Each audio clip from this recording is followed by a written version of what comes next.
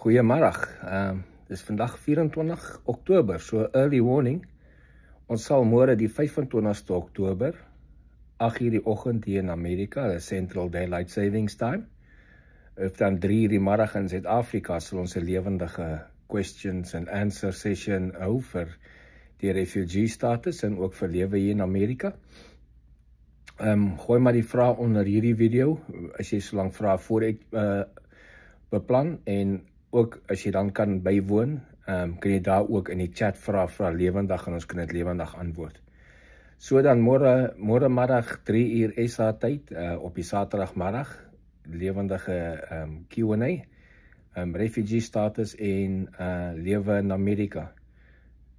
Sien ek julle almal môre, share hierdie maar met mense wat jy dink kan belangstel of deelneem aan die live show en wat sal vrae kan hê.